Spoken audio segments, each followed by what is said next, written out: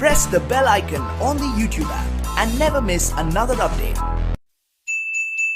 11.12 पर में है थ्योरम नंबर 11.12 इंपॉर्टेंट पर में है। 9th और जो बच्चे 9th से 10th में हो चुके हैं उनके लिए भी साथ ही साथ नोट करके ये प्रमेय हल करनी है। तो जैसा कि देखो क्वेश्चन में दिया है एक न्यून कोण त्रिभुज। न्यून कोण त्रिभुज का मतलब होता है कि किसी त्रिभुज में तीनों कोण हैं वो 90 डिग्री से कम हो। तीनों कोण 90 डिग्री से कम हो किसी भी त्रिभुज में तो वह न्यून कोण त्रिभुज होता है। त्रिभुज ABC में B न्यून कोण है। यहाँ पे अपने को स्पेस लिया गया है कि B है वो न्यून कोण है, B को न्यून कोण मानना है। और AD है वो लंब है BC पर। दूसरी बात अपने को ये दिया गया है हो तो हमें सिद्ध करना है AC स्क्वायर बराबर AB square plus BC square minus 2BC into BD। ऐसी ही हमने प्रमेय पिछले पार्ट में की थी तो उसी का ये विपरीत है। उसमें अधिक कोण त्रिभुज था, इसमें न्यून कोण त्रिभुज है। तो इसमें अपने त्रिभुज बनाते हैं न्यून कोण त्रिभुज। त्रिभुज बनाया ABC जिसमें B न्यून कोण है, B न्यून कोण है और AC लंब डालना है तो नीचे आ जाएगी अपना आधार है वो BC है। BC आधार लेना है मतलब AD लंब है BC पर तो आधार BC लेना है। जिससे लंब खींचा जाता है वही रेखा अपनी क्या होती है आधार होती है। इसका मतलब BC है वो आधार है। अब अपने को जो सिद्ध करना है उसको टारगेट करते हैं। सिद्ध करना है बिल्कुल उसी को टारगेट करते हैं। सबसे पहले AC स्क्वायर। तो इसमें देखो AC स्क्वायर लाना है तो स्क्वायर का मतलब है पाइथागोरस प्रमेय का प्रयोग करना है। पाइथागोरस प्रमेय का मतलब क्या होता है कर्ण स्क्वायर बराबर लंब स्क्वायर प्लस में आधार स्क्वायर। तो यहाँ पे देखो इस त्रिभुज में ये कर्ण का काम कर रही है AC क्योंकि 90 डिग्री के सामने है। तो कौन सा त्रिभुज लेंगे त्रिभुज ADC में। त्रिभुज ADC में AC हमारा कर्ण है क्योंकि सिद्ध करने में AC है तो AC से स्टार्ट शुरू कर देते हैं अपने। AD स्क्वायर क्या हो जाएगा लंब हो जाएगा, CD स्क्वायर क्या हो जाएगा आधार हो जाएगा मतलब लंब स्क्वायर प्लस में आधार स्क्वायर। AD है वो लंब है, CD है वो आधार है। अब देखो सिद्ध करने में अपने को AD स्क्वायर नहीं चाहिए, CD स्क्वायर भी नहीं चाहिए। इसका मतलब इन दोनों की वैल्यू निकाल देते हैं और इन AD की वैल्यू और CD की वैल्यू निकाल के यहीं पे रख देते हैं तो ये हट जाएंगे। तो देखो AC स्क्वायर बराबर हमें AD स्क्वायर नहीं चाहिए तो यहाँ पे अपने संकेत में शुरू कर देते हैं थोड़ा संकेत में क्योंकि जिसकी वैल्यू आएगी उसकी वैल्यू। हमें AD स्क्वायर की वैल्यू निकालनी है तो किसका प्रयोग करेंगे पाइथागोरस प्रमेय का। अब देखो AD स्क्वायर का इधर वाली त्रिभुज में देखो ABD में। कौन सी त्रिभुज में त्रिभुज ABD में AD क्या है लंब है तो ABD में ये लंब है तो क्या होता है लंब बराबर कर्ण स्क्वायर माइनस आधार स्क्वायर। तो इसमें लंब के सामने जो भुजा है AB ये किसका काम करेगी AB कर्ण का काम करेगी। तो यहाँ पे क्या हो जाएगा AB स्क्वायर माइनस आधार क्या हो जाएगा BD स्क्वायर। ये किसकी वैल्यू आ गई है AD स्क्वायर की वैल्यू आ गई। AD स्क्वायर की वैल्यू यहाँ पे रख देते हैं क्योंकि सिद्ध करने में अपने को AD स्क्वायर नहीं चाहिए। तो AD स्क्वायर की जो वैल्यू है वो है AB square minus BD square. अब हमें चाहिए CD square plus CD square. तो CD स्क्वायर देखो सिद्ध करने में है नहीं है तो हमें CD स्क्वायर की वैल्यू भी निकाल लेते हैं। CD स्क्वायर की वैल्यू निकालेंगे तो देखो ये CD है टोटल CD स्क्वायर है और सिद्ध करने में अपने को BC चाहिए। क्या चाहिए BC जबकि हमारे पास है क्या CD। तो इसका मतलब CD की वैल्यू निकालते हैं। तो CD की वैल्यू किस तरीके से निकलेगी देखो कि यदि CD की वैल्यू है वो किस तरीके से है BC पूरी भुजा हो गई, PC पूरी भुजा है BC आधार उसमें से अपने आगे बड़ा पार्ट घटा देते हैं BD, यानी BC में से BD घटाएंगे तब क्या आएगा, CD आएगा। स्क्वायर की वैल्यू निकालने के इसका मतलब क्या करना पड़ेगा, यहाँ पे होल स्क्वायर। तो यहाँ पे रख देते हैं CD स्क्वायर की वैल्यू समझ में आ गई, CD की वैल्यू निकाली हमने, CD का मान निकाला, इसका मतलब पूरी भुजा BC में से BD घटा दिया तो बाकी क्या रहेगा, CD, तो CD की वैल्यू हो गई है। तो यहाँ पे रख देंगे BC माइनस BD का होल स्क्वायर, होल स्क्वायर, यहाँ पे होल स्क्वायर है। अब इसको आगे हल करते हैं अपने, AC स्क्वायर बराबर AB square minus BD square. अब देखो होल स्क्वायर है, ये होल स्क्वायर का मतलब क्या है, जैसे आप ये करते हो ना A माइनस B का या A प्लस B का, तो यहाँ पे A माइनस B का होल स्क्वायर क्या होता है, A square plus B square minus 2AB, ये इसका प्रयोग करना है। लेकिन अपने साधारण भाषा में याद रखें तो होल स्क्वायर दो संख्याओं का किसी का भी हो, दो राशियों का किसी का भी हो, होल स्क्वायर उसको हल करते समय बस ये ध्यान रखना है कि पहले का स्क्वायर तो क्या आ जाएगा, BC स्क्वायर प्लस दूसरे का स्क्वायर, प्लस दूसरे का स्क्वायर, ध्यान रहे प्लस दूसरे का स्क्वायर, फिर दोनों का गुणा करके दुगना। तो दो कौन है, BC और BD, दोनों का गुणा करो तो BC गुणा BD और दुगना कर दो। तो ये दोनों का गुणा करें तो किसका चिन्ह आ रहा है यहाँ पे, माइनस का, तो अपने आप हो जाता है ये माइनस 2AB बड़ा, पहले का स्क्वायर प्लस दूसरे का स्क्वायर, दोनों का गुणा करा किया BC इंटू BD, तो माइनस में है 2BC into BD, 2BC into BD, अपने आप आ गया ये BC इंटू BD। अब ध्यान से देखो BD स्क्वायर एक प्लस का है एक माइनस का है, ये चला गया। AC स्क्वायर बराबर देखो क्या रह गया, AB square plus BC square minus 2BC into BD, और यही अपने को क्या करना था, सिद्ध करना था। तो देखो यहां पे लिख देंगे इति सिद्धम। अब आगे 11.13 प्रमेय है, ये क्षेत्रफल प्रमेय है। दो समरूप त्रिभुजों के का जो क्षेत्रफल है वो भुजाओं के वर्गों के समानुपाती होता है, ऐसा सिद्ध करना है।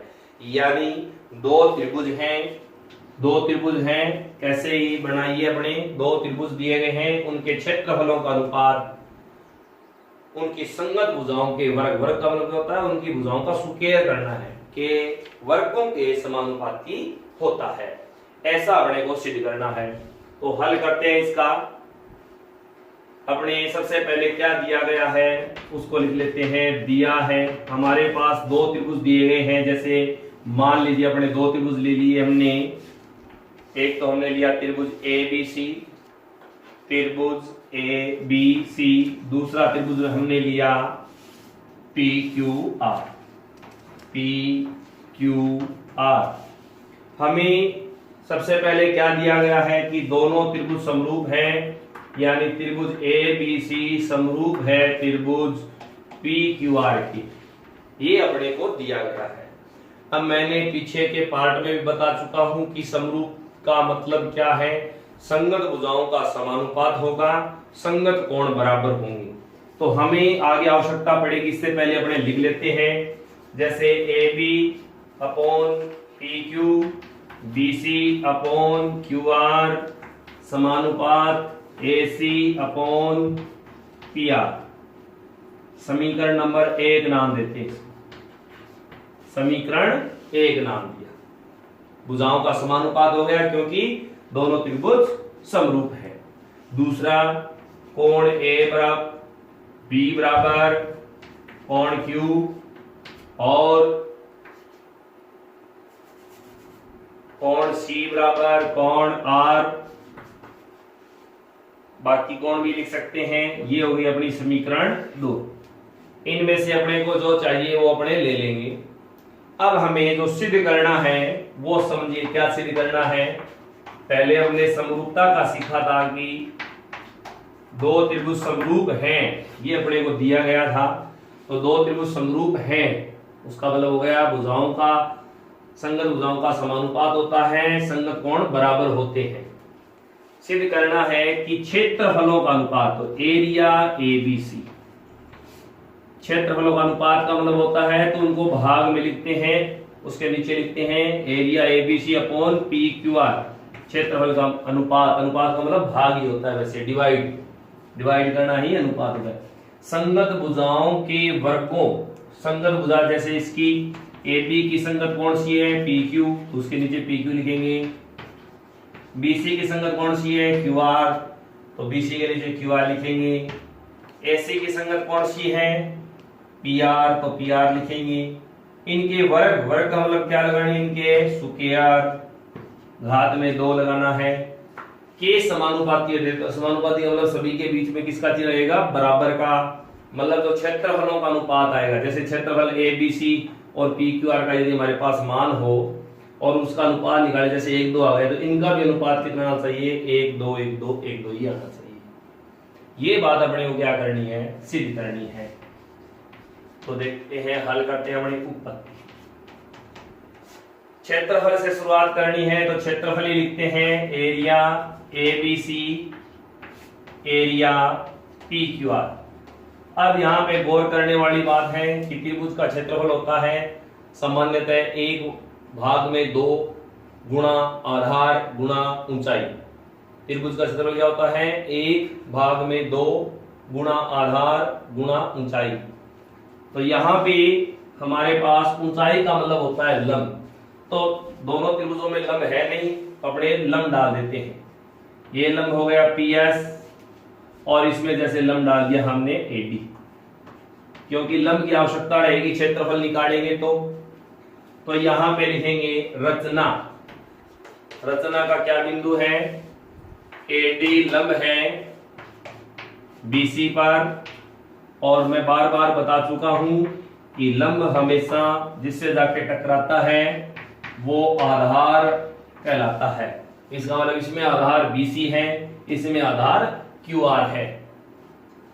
अब देखो यहां पे क्षेत्रफल लिख रहा हूं मैं, 1/2 आधार, आधार क्या आएगा BC गुणा ऊंचाई, ऊंचाई क्या आएगी AD। दूसरे त्रिभुज में 1 भाग में 2 आधार क्या आएगा QR गुणा में ऊंचाई क्या आएगी PS। क्षेत्रफल निकाल रहे हैं, क्षेत्रफलों का अनुपात मतलब एक त्रिभुज का क्षेत्रफल ऊपर है, दूसरे त्रिभुज का क्षेत्रफल नीचे है। गौर करने वाली बात है कि एक भाग में 2 1 भाग में 2 दोनों कट रहे हैं आपस में। अब रह गए हमारे पास BC गुणा में AD QR मल्टीप्लाई PS। यहां पे एरिया ABC, एरिया PQR। क्षेत्रफल को हल करने के बाद में हमारे पास ये आ गया, जबकि ध्यान से देखो हमें लाना है, जैसे BC इंटू AD है लेकिन हमें लाना है BC स्क्वायर, भाग में लाना है QR स्क्वायर, यहाँ पे QR है। तो BC स्क्वायर कब होगा, जब AD की जगह BC आए तो BC स्क्वायर हो जाएगा, PS की जगह QR आए तो QR स्क्वायर हो जाएगा, और हमारा सवाल भी सिद्ध हो जाएगा। तो AD और PS की जगह BC और QR लाने के लिए ये भुजाएं जिस त्रिभुज में हैं उन त्रिभुजों को त्रिभुज ABC और PQR के जो भुजाएं हैं उनको साथ में लेके समरूप करना होगा।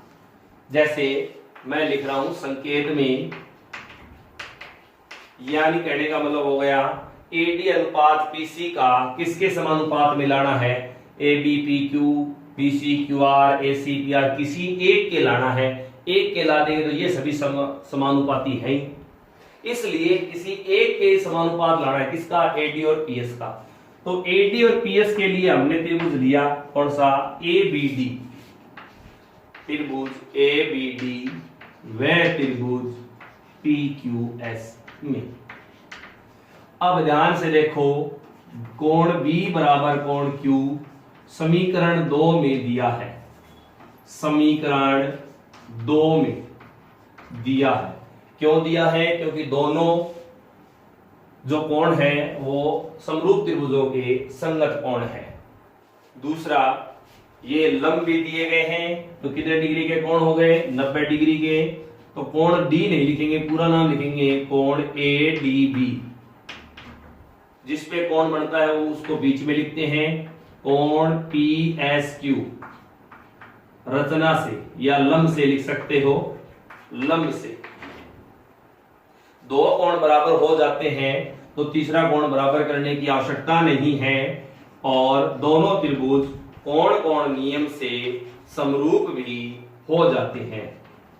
अब बार बार बताया जा रहा है कि समरूप त्रिभुजों की संगत भुजाएं समानुपाती होती है। तो जैसे इसका AB लिया और इसका क्या लिया PQ।